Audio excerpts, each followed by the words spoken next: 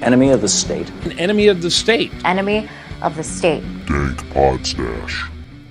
You're listening to Enemy of the State's Dank Podstash. The Podstash is available on YouTube, SoundCloud, and everywhere else podcasts are found. Let us know where you want to listen, and we'll release there as well. If you want to help us improve the podcast, check out our shops at blackmarketmemes.threadless.com and dankpodstash.threadless.com. Links will be provided.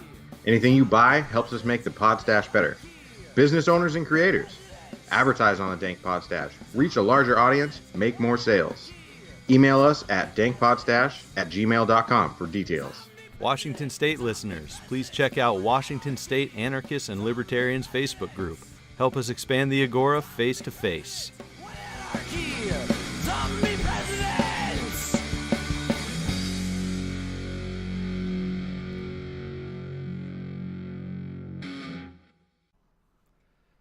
We've made it to episode 11 of Enemy of the State's Dank Podstash.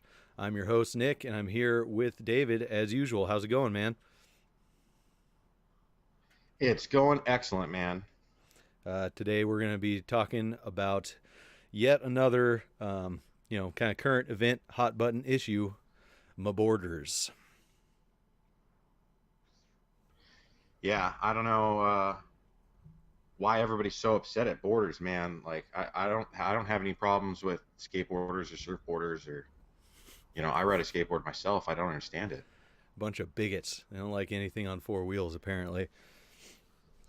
Dirty fucks. These damn kids and their borders. That's right. That's what it is. It's just a bunch of old people shaking their fist at a cloud. But yeah. I shook my fist while I did that. I'm sure you did. But yeah. Spelled correctly, borders, B-O-R-D-E-R-S, not B-O-A-R-D-E-R-S, as the border people like to spell it. That's what we're getting into. And I was telling you beforehand, getting into this, I was really ready to, get all the facts together and just have an airtight argument against borders. And then I kind of realized you don't really have to argue against borders unless you're arguing with people who support the idea of a state, with statists, for lack of a better term.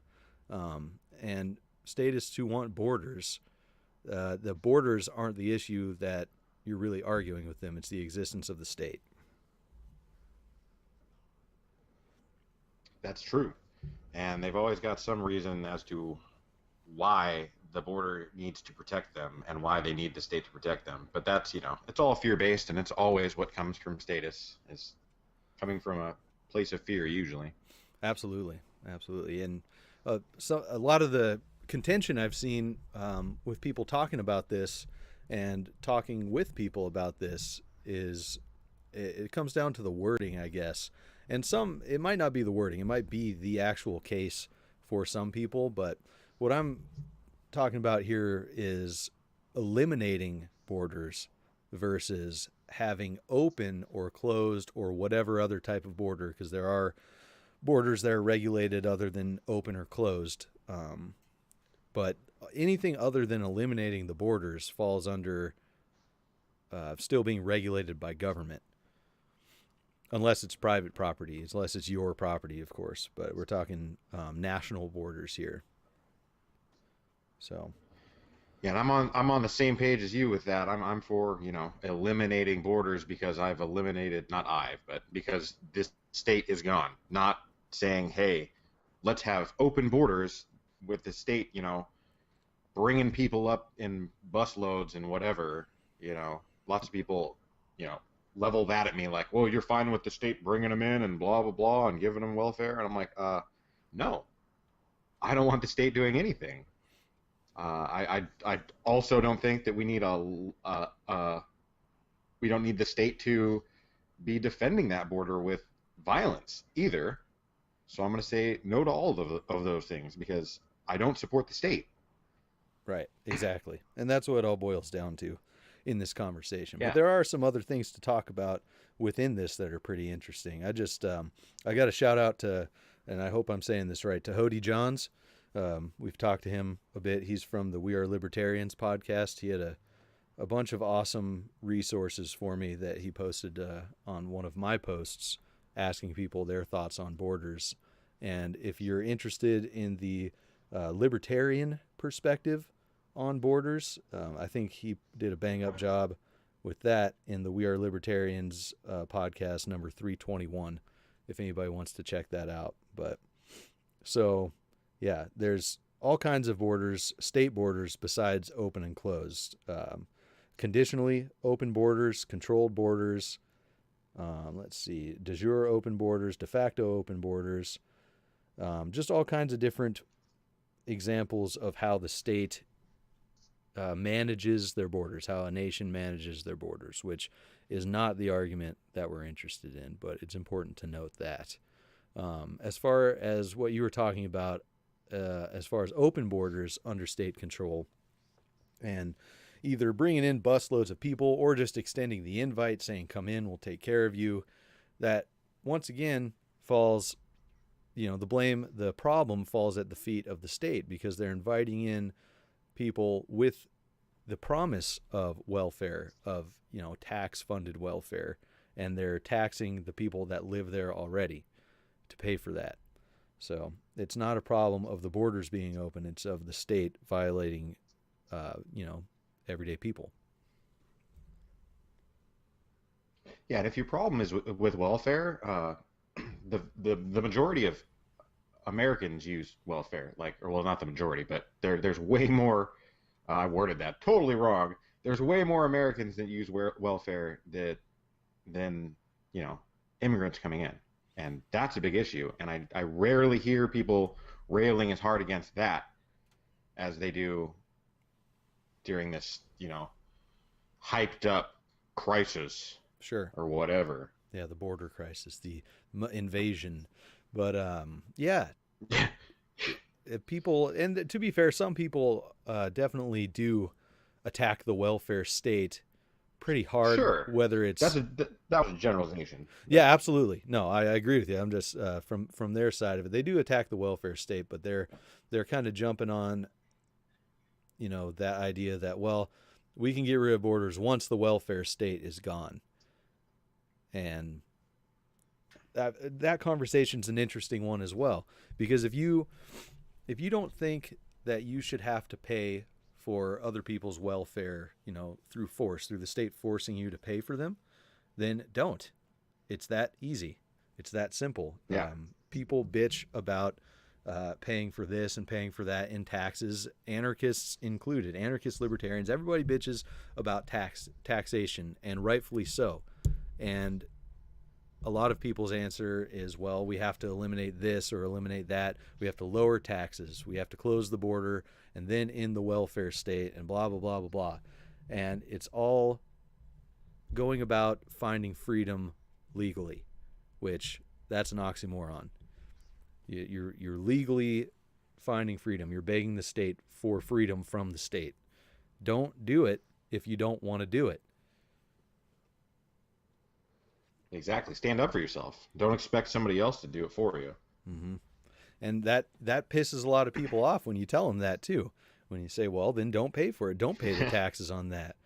And people get mad and say, oh, like you're, so righteous and you don't do this and that. What do you do? And it's like, I'm not going to fucking tell you shit that I do or don't do, allegedly, here or there. It's none of your fucking business. Right. Take care of yourself. That's it. I mean, it's the freedom of the individual that we're after here. Why do you care what other people are doing if they're, doing what they can to be free? Yeah, you bringing up, people saying that to get rid of the welfare state before dealing with the border issue. I almost agree with that. Mm-hmm. Because I see the welfare state as a bigger problem than the border issue, but I kind of hate it all equally because it all has to do with the state. So if you go for the root instead of hacking at branches, mm-hmm. It's gonna be way more efficient, And like you said, the best way to do that is non-compliance. Absolutely. Become ungovernable. Absolutely. Take care of yourself. In a way that you won't need benefits let's say the welfare state balloons out of control because the government opens the borders, kind of like what is going on in parts of Europe, right? Because people love bringing up Europe when they're talking about the open borders situation. And so now taxpayers are in the poorhouse because they're just having like 90% of their income extracted to pay for the welfare state, right? If you've made yourself ungovernable, if you're gardening, if you're being as self-sufficient as possible, if you have a network of like-minded people that help each other, that's not going to matter. You can probably quit your job at that point. And that's just an example. I don't know, maybe that's too extreme, but you're right, absolutely right, that making yourself ungovernable will take a lot of that risk away. Well, I mean, if people are worried about consequences like legally getting locked up, getting attacked, having a SWAT team show up and arrest them, whatever crazy fears that they have, you can avoid the vast majority of taxes 100% legally if that's how you want to do it. I certainly can't sit here and explain how to do it or list it off because I don't care illegally or legally. That's the way they define it. They define legal or illegal, so I don't care about that, But there's ways around it. I think a lot of it is just like people don't want to look into it. People would rather be lazy and complain. And even anarchists still want to put the responsibility onto somebody else. Yeah. Yep. And avoiding taxes, whether legally or illegally, it definitely involves sacrifice. You're probably not going to be running a business and 100% avoiding taxes. I don't know if that's possible, just a small business legally. So you might not be able to do some of the things that you want to do without facing, blowback from the state.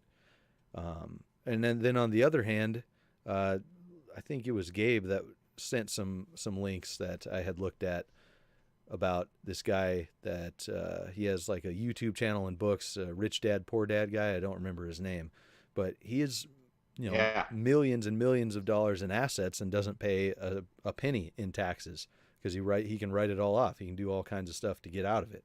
So and he took the time to find out how to do that and to build himself up to where he doesn't have to pay them. That's, I need to look more into him. I forgot about that. But yeah, it's just about, the level of effort you want to put into these things. You're going to get, you're going to get things back. Mm-hmm. And if you put in the right amount of effort. Absolutely. And you don't have to, that's not like the only path there, obviously. If you can live small, if you can live within your means, and I don't know, even cash under the table. Lots of people work for cash under the table. It just depends on what you want, pretty much out of life. What you're willing to sacrifice to get what you want. It's about a person's individual preferences. Some people want, a huge house and all this other stuff, and other people don't. And everybody's different. It's all about individual preferences, and that's the beauty of it, in a sense. And what you said about people, if you're running a business, you're not going to be able to avoid all the taxes, depending upon if you look it up and put in that amount of effort to figure it out. Well, on the flip side of that, if you're avoiding taxes and doing things, it's also, difficult. You won't be able to do all of the things that you want. You won't be able to scale up in ways that you would normally, without taking some level of risks. So there's always going to be a danger in any endeavor, be it legally or illegally. It's all about risk versus reward. Yep. 100%. And that was a good tangent, but a tangent nonetheless. Back to borders. So that was kind of jumping off on the welfare state idea and what happens if the borders are opened and the welfare state grows out of control. Now, an interesting thing here also from Hody Johns was what would have to happen if the borders were opened from a libertarian perspective to avoid that. So definitely check out that We Are Libertarians podcast if you're into the libertarian side of things. I'm not interested in state solutions to open borders because, as we said before, we're about eliminating government and its borders. But continuing on with open borders under state control, there's a lot of people that are afraid of forced integration. Now, it's definitely it's a tough topic to talk about because racist gets thrown around a lot, racist, bigot, all that stuff. But if we can look at it fairly and objectively, if you don't want to live near another culture, then don't associate with the people that you don't want to associate with. Now, open borders under state control, that's not always possible. I remember kind of keeping an eye on Germany when they first started bringing in, I think it was a lot of Middle Eastern and North African refugees. And there was a lady that had lived in her apartment in a building for like decades, ridiculous amount of time, an old lady who was evicted to make room for the refugees coming in without any compensation from the state for finding anywhere new to go. And it wasn't the whole apartment building either, from what I understand. There were people that were left in there, and that's the state forcing people to integrate. So that's, once again, a state issue. Yeah. Exactly. If it wasn't for the state, that wouldn't have been possible. Those people coming in wouldn't have been able to do that. Right. The state made it possible. The problem is the state. Mm-hmm. Absolutely. So, and those are some of the main differences between this whole conversation with Europe and the U.S., and not to mention the European population in all these places with open borders are mostly disarmed. There's nothing that they can do to protect themselves from anybody, whether it's the state or bad people that happen to be migrants, because the state has taken away their ability to do that. And that's the opposite of what's going on in North America. I get somewhat the argument of, not wanting forced integration, but I don't see a whole lot of forced integration. But going from like my own eyes, my own experience, which I will admit is limited. Mostly where I see that is, reports coming from, like you're saying, Europe and the EU, and it's hard to discern truth, fact from fiction with a lot of those. So I'll delve deeper into, some information, and then you find out, wow, this is like blown way out of proportion, and none of this is even really true, and it's exaggerated. But at the same time, some are legitimate. Absolutely. Well, I don't see like. Go ahead. Well, I don't see a whole lot of forced integration. Like people coming into an area and being around you, you're not forced to interact with them. The state isn't coming up to you. They're not coming up to you and saying, "Hey, you have to talk to me. Hey, you have to let me in your house and share dinner with me." Mm-hmm. You don't have to talk to your neighbors if you don't want to. Mm-hmm. It's your choice. And maybe you should. Maybe you should take the time to talk to some of these people. Maybe it'll broaden your horizons. I'm not advocating people not talk to anybody ever, even though that's what I want to do the majority of the time. Well, what I'm looking at it's just here odd to me is if the state, let's say in the case of somewhere in Europe, the state designates a certain area as, all right, this is where we're going to house this migrant population. And the cultures clash, right? Some cultures are more statist than others. And if people don't want to abide by stricter rules imposed by one group of people outside of the state, then they shouldn't have to just because they're walking through an area. Sure. I guess that makes a little bit more sense. But like you said, we're not over there. We don't know what's going on. The reports are pretty much through government or biased media. So we can really only argue the hypothetical here. But if anybody is over there or has been over there and seen any of that, we'd like to hear about that, and we'd be happy to talk about it too. But yeah, there's a whole bunch of stuff with the open borders under state control that, like we said, all lead back to a problem with the state, a problem with the state forcing certain things on people. That's the main thing there. And that is exactly the same thing with closed borders under state control. Now you're being forced to pay the cost of maintaining those closed borders, manpower. In the case here, let's see, in the southwest of the United States, Arizona, New Mexico, Texas, California, where Trump wants to put up his wall, it's billions of dollars that the wall is going to cost, right? And he claims Mexico is going to pay for it. Well, Mexico has said they're absolutely not going to pay for it. So now they're saying, well, the tariffs are going to pay for it, and tariffs end up costing the taxpayers money as well. So it's coming down to taxpayers paying for it one way or another if they're going to do it. That's a forced cost of closed borders.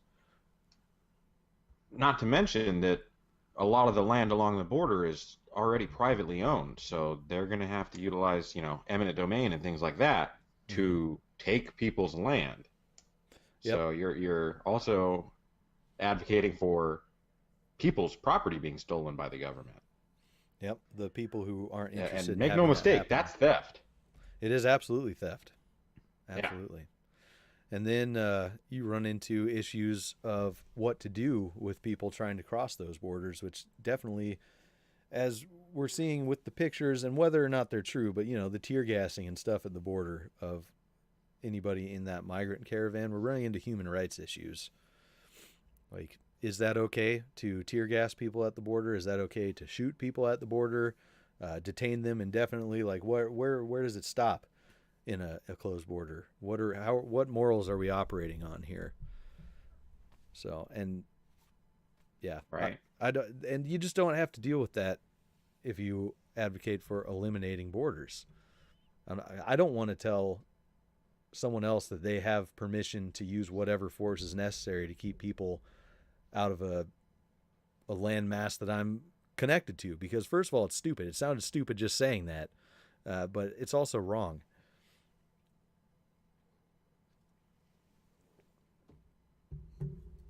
But yeah, that's human rights and all that stuff is another rabbit hole we could jump down. But staying with the border situation, once you have all the walls and the guns up on those walls, how do you know it's keeping people out and not keeping you in?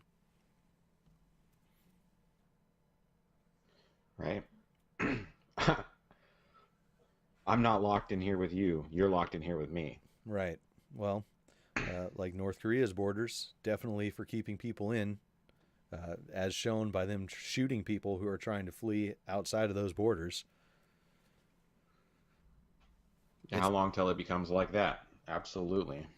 Yeah, that's an interesting comparison that I've seen brought up quite a bit, is the border plans that are being tossed around here in the U.S. versus North Korea. And, the forced patriotism with mandatory flag worship.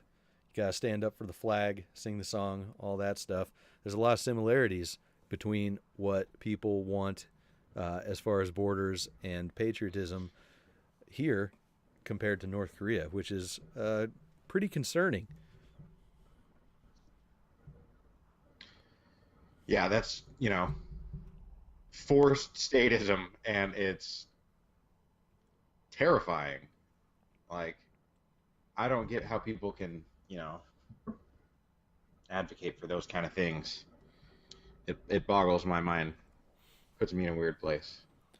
It's just, more advocation of force out of fear that people are going to do something different, I think. But so, yeah, the current situation with the migrant caravan at the California border, I wanted to jump into that a little bit because people have been throwing up these Google maps from Honduras to the U.S. border and what would be the longest or the shortest route that the caravan could have taken. And apparently they took the longest route to California versus the shortest route to Brownsville, Texas. And they're saying, well, if this isn't fake, why wouldn't they just walk the shortest route if they're walking all this way? And there's a lot of reasons for that, being that California is a sanctuary state. So they're obviously going to want to go to California because they're hoping they're going to be let in. Texas is not. Brownsville also just kind of sucks. And there's a lot of crime in different areas because of the cartels and because of the strict border control down there. So why would they walk the shortest route if they're just going to get turned back or killed? Right? That's one I've seen recently and made me wonder. But yeah, there's a lot of cartel activity, especially around in that area.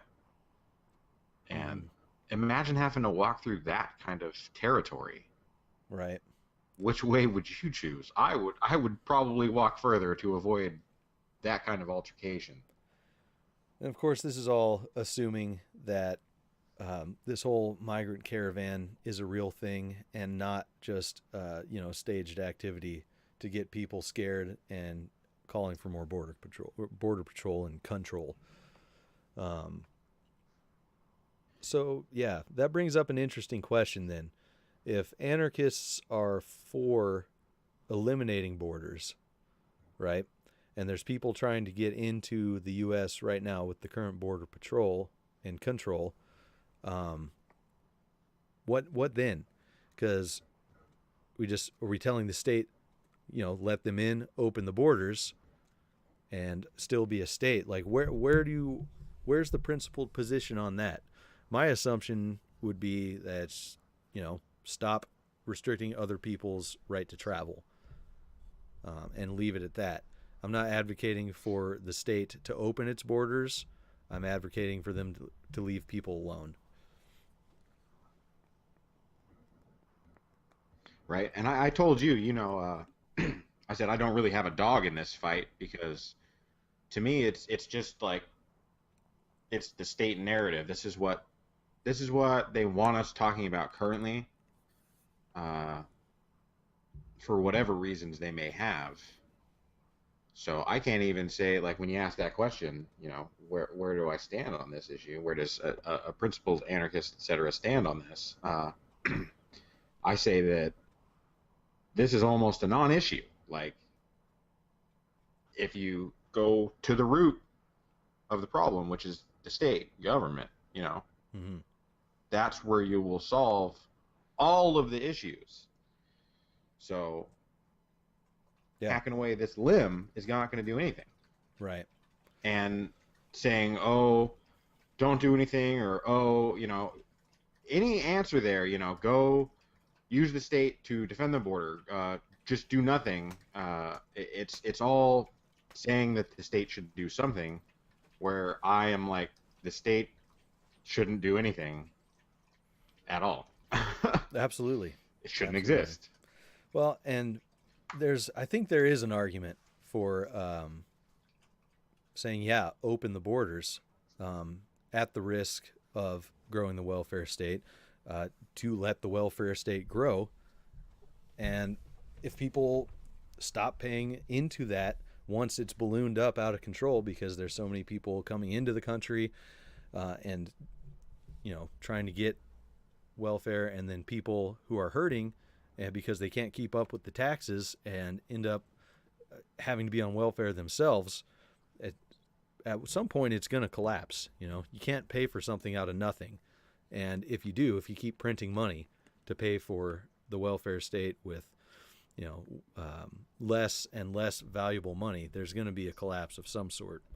And I think that would kind of, that's the collapsitarian argument, I would guess.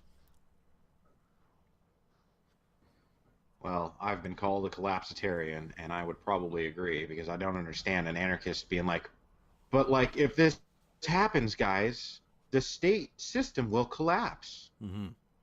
Oh no. Isn't that what you want? Like, I don't understand. You don't want it? Not right now. It's not the right time. So when is the right time? So when can the state collapse and it's acceptable to you? Like, it has to be the perfect conditions? Well, I just can't wrap my head around that. To some people, yeah. To some people, it does have to be the perfect conditions, because it's like we were talking about before. People are afraid that they're not ready, or that they're going to have to sacrifice or not have everything they want at the same time as having freedom. Well, that's on them. Absolutely. Absolutely. They got to be responsible for themselves. It's not anybody else's responsibility but theirs. Mm-hmm.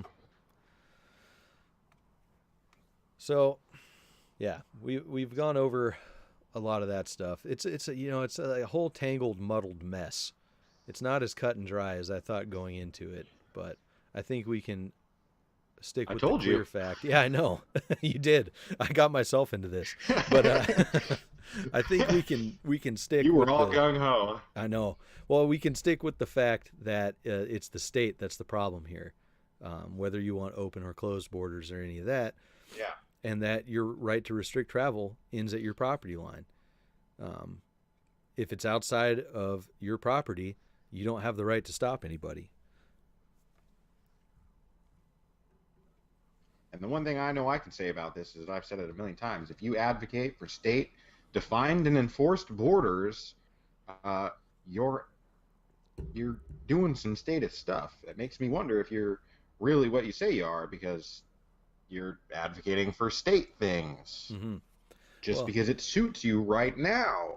Like Absolutely, because it's convenient and safe at the time. Well, and that, what you just said, led to me being accused of engaging in the no true Scotsman fallacy. When I've said, anarchists don't advocate for closed borders.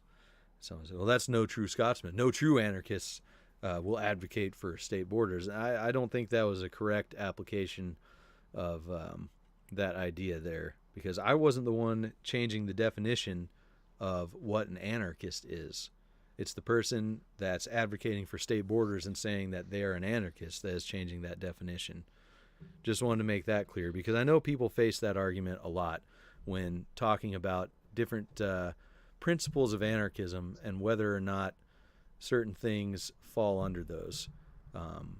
It's not a no true Scotsman fallacy to hold up the ideals and principles of anarchy and compare them to what someone's saying. That's just a common discernment. You're trying to figure out what this person's talking about. But yeah, back to property rights. Oh, go ahead. I was just gonna joke around. I was gonna say, you're just a purist. Yeah, I guess so. You can't be pragmatic. Come on, like sticking to your principles and being consistent. How dare you? Exactly. Clutches pearls. Yeah. Yeah.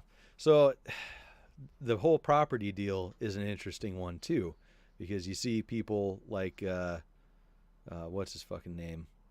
That Christopher Chase Rachel's guy, among others. A lot of people on the right saying that public or government-owned land at the border in this situation is owned by people who have had taxes extracted from them collectively. And that's just ridiculous. Like, okay, so I've had taxes taken from me. What part of the border do I own? Show me, please. Yeah. Can I go defend that part I've of had taxes taken from me.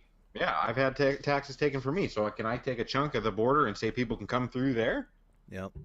It's just a ridiculous... So if that's how it works... It's a ridiculous statement. And when you kind of flesh out the conversation with them, it gets more and more ridiculous.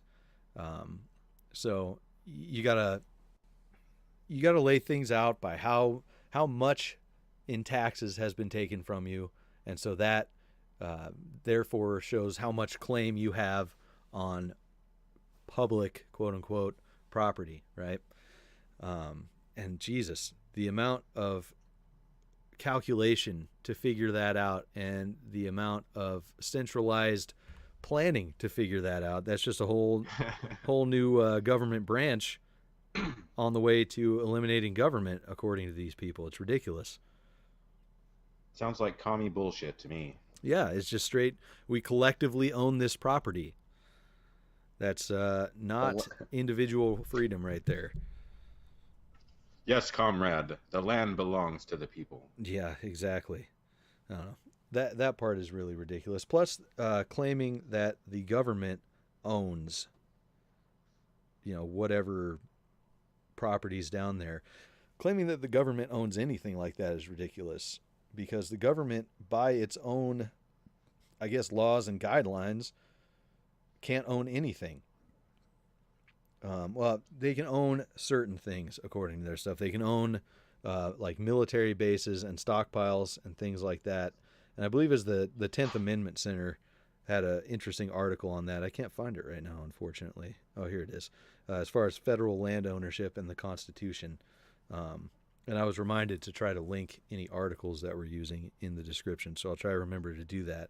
But so this would the 10th Amendment Center wrote this article on federal land ownership and whether or not it was constitutional following the whole Bundy Ranch situation.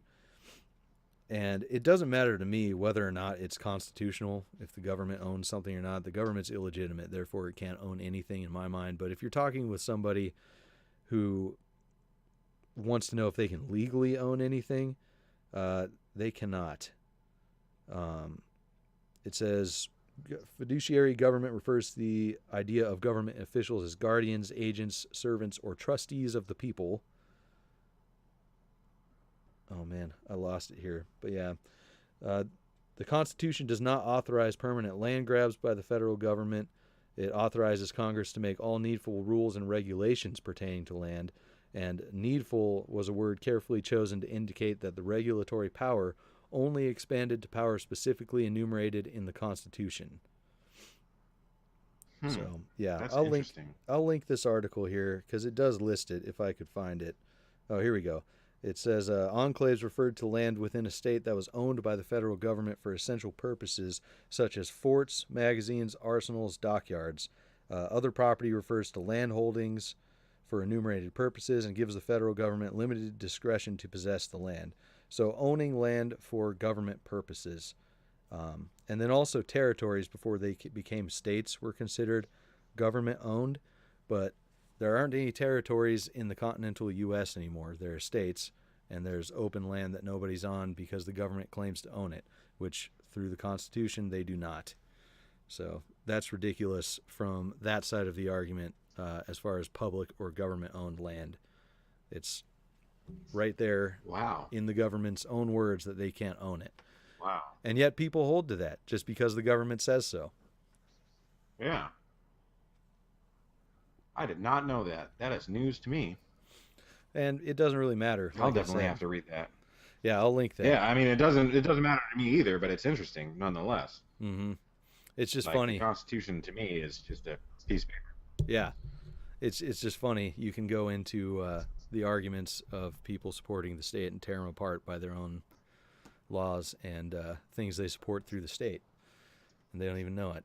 But, yeah, I think we've pretty much hit everything on the notes a little early. But that, I kind of want to dive into the idea of the right to restrict travel ends at your property line and rights in general. Looking into all this, as far as the morality of borders and property rights and all that stuff,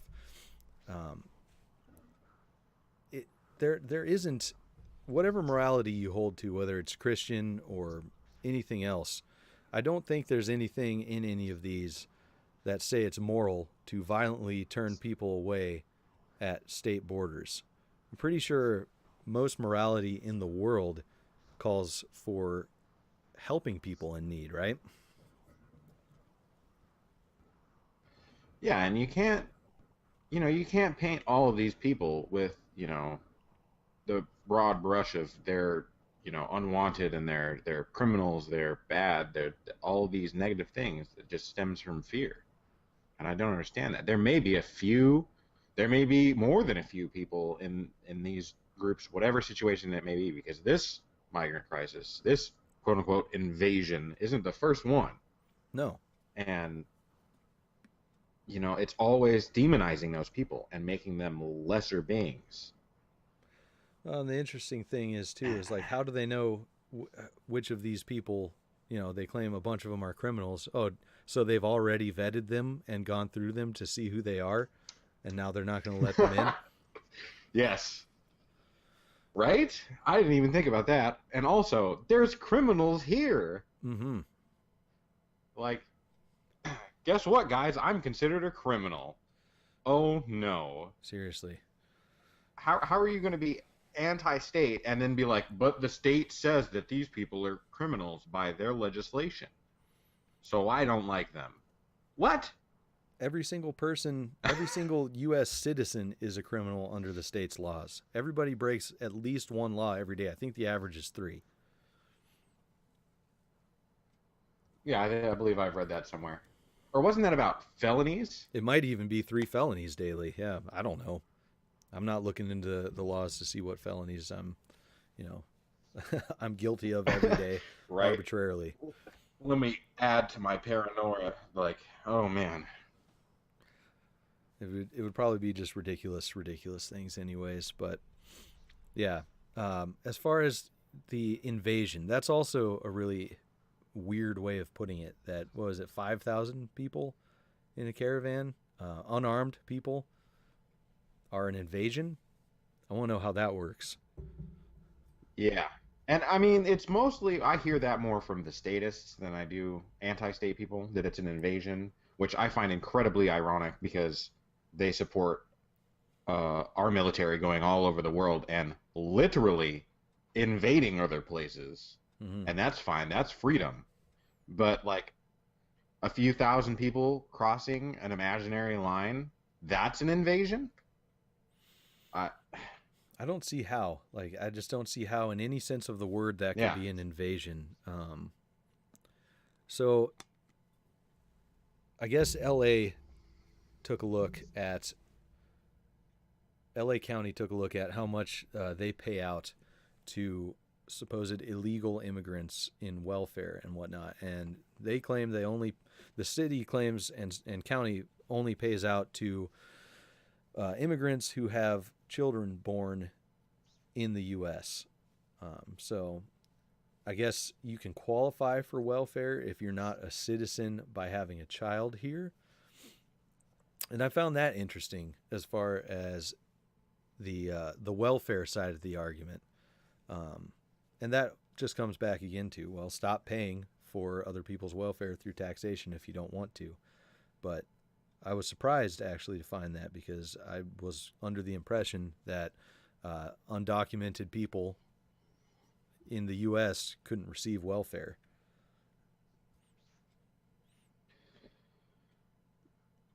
Yeah, I think know certain areas just make much exceptions, about that. but I think they make exceptions. Sure, and are people against that? Are people against the local people in an area making their own decisions? Mm-hmm. It's just weird, man. So they're afraid that they're going to get welfare, and they're able to get welfare in some areas. But, I mean, technically that's legal, because the whatever baby they have here is a U.S. citizen because it's born on U.S. soil, which is a really weird thing, too. It's like, oh, if you have it born on this side of the line, it's legal. But that's weird. And then they're afraid that illegal immigrants are going to vote in more of a welfare state. How exactly are illegal immigrants going to vote? Right. Well, also, many of these people are fleeing leftist countries because they're leftist countries, and they see the damage that it's done. They're not going to come here and vote that way. And even if they do, our country already votes that way. Sure. More white citizens in the United States vote that way than any of those immigrants. Absolutely. So why aren't you going after these people? And corporate welfare, you only want to go after welfare for poor people? Well, that's really telling to me, if people choose to ignore corporate welfare and things like that, but only go after, trying to help other people. And do you want, me personally, like, I hate it all. I hate welfare, I hate taxes, I hate all that. But I would rather have that stolen money going to possibly feeding a child or helping somebody in need than going to bomb people and restrict freedoms more and militarizing the police force and the military and, borders, all of that. I would much rather it go to helping people. But Well, It's still not acceptable. speaking of that money going towards bombing people and things like that, if you look into the U.S. Is their meddlings with a lot of these countries whose people are fleeing their left-leaning governments, look at how much the U.S. has damaged those areas. I don't have the specifics in front of me, but there's so much U.S. intervention in South America where a lot of these people are coming from. And I mean, it's the same. It's the same thing like that in the EU over there. Like countries in the EU joined with the United States and just wrecked the Middle East. You know, Mm-hmm. and Absolutely. people are fleeing these areas because of that. Not necessarily only because of that, but I'm sure the vast majority it's because of that. And wouldn't you want to? Yeah. Wouldn't you want to get away from that? And I don't want to hear that shit of stay in your country and fix it. Whatever. Like, stay in your country so that the other countries can come and then wreck your stuff and then tell you it's because they want to bring you freedom like they have. And then when you try to go to where there is that freedom, they're like, no, you can't come here. What? Well, and it's nobody's business to tell someone to stay in their country and fix it. They're not them. Feel free. Stay somewhere and fix it if you want to. That's how I feel about not leaving the U.S. as an anarchist. I don't feel like I'm the one who sucks. I feel like the government is, so I want to stay here and change things. I mean, people leave all the time Exactly. because they want to get away from the government and they want to live a freer life. Robert Higgs is an example, moved to Mexico. There's tons of them. I don't want to do that. I want to stay here. But I'm not going to tell people that they have to stay here and fix it. Do whatever you can to be individually free. It's just another collectivist argument. Yeah, I completely agree. And it's just passing the responsibility. Mm-hmm.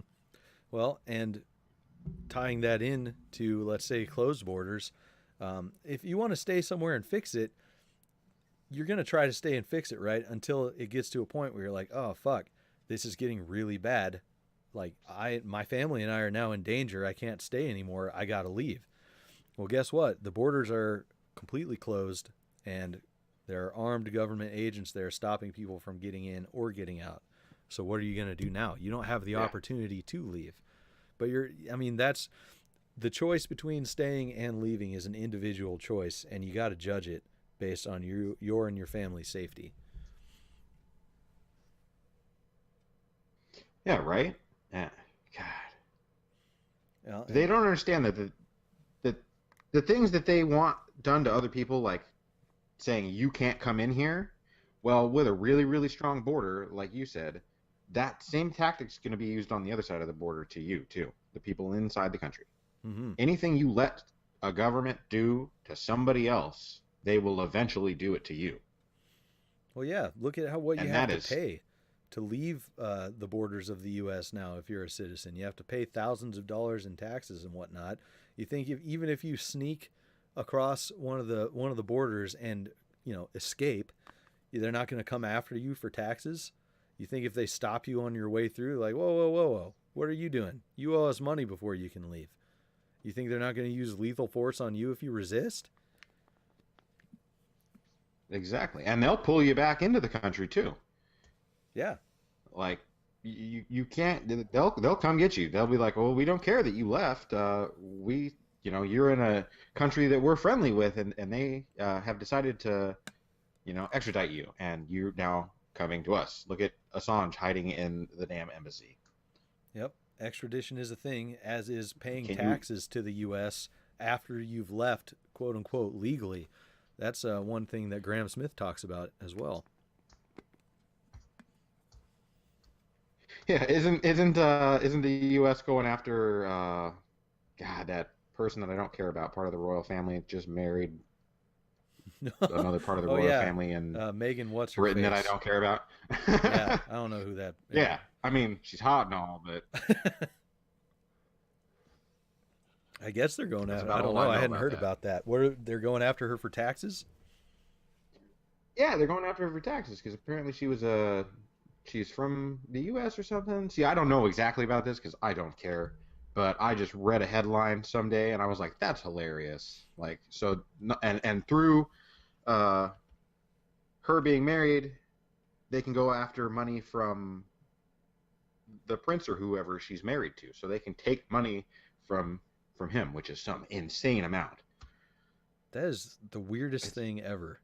That is so weird. You leave Yeah. this tax farm to go to another tax farm and join the elites over there, and they're still going to get you. Oh, well, we all know that America does not like shit like that. No. They're like, excuse me? Listen, tax cattle, come back. That's right. Well, and that's the thing. They're going to round you up if you try to leave. And they're going to try to extract from people who come in here legally or illegally as well. You think, migrants coming here and working cash under the table, if they get caught doing that, they're not going to get pinned down by the state for something? They absolutely are. Yeah, and then ICE is going to come get them, and they're going to get deported, and they're either going to stay or they're going to have to do it all again. Mm-hmm.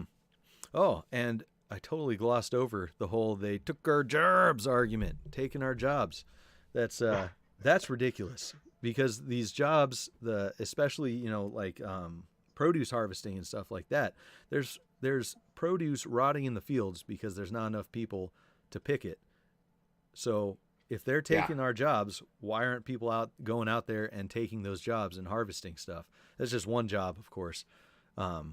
But they're not willing to accept those wages for that kind of work.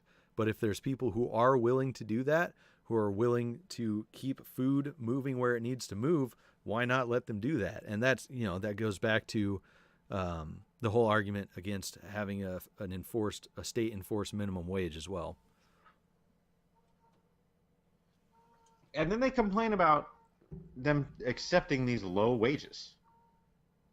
Well, it's better than what they had before, I guess. I don't get that. Yeah, I mean, clearly I know why they accept these wages, and I'm fine with them being, allowed to, like, fuck minimum wage and all that. Like, we shouldn't be controlling the markets like that. But it's just the argument of, well, it's because they accept such low wages and then they take all the jobs. And it's like, well, okay, you guys don't, like you said, you guys don't really want these jobs. I've worked a lot of jobs that the majority of people working there were, from South America. Mm-hmm. And, spoke Spanish and stuff like that. I loved it. Mm-hmm. These people are great. I enjoyed spending time with them. They were friendly. They were nice. They would work harder than me, and I'm a hard worker, but holy crap, I've never seen harder workers. Absolutely. And when, like you said, when there's food rotting in fields, people won't take these jobs. So these are the jobs that they've done for years. Migrant workers, working on farms and going around the country during different seasons and things like that. Like this has gone on forever. Well, and suddenly now there's a problem with it. Yeah, it's a job, it's a need that needs to be filled, and if you're not finding the people around you in your area that want to take that job, but there's people willing to go there and do that, it just, like we keep saying this entire episode, it goes back to the state, sticking its dirty fingers in where it doesn't belong. Exactly. I mean, most things that I find negative in the world can be tied back to the state, not just this border issue. So I really think, though, that the most important thing that we talked about during this episode was how to spell borders. I think that's the most important thing. Absolutely. Yeah. I don't know. I'd say stick to your principles. Don't accept statism in any form. And be kind to other people. Individual freedom, it's on you to decide what you want to do. I'm not interested in collectivizing, to repel other people. And analyze your fears. When you get scared of something, when something makes you feel extremely uncomfortable, take that as a sign that you should analyze it a little bit more and not just run off of fear. You should see why you're afraid. You should try to do some self-analysis. It's hard for most people, but it's important. Absolutely. All right, man. That was a good ending point. So hopefully we didn't tangle up this issue, too much worse than it already is. But we'll see y'all next time.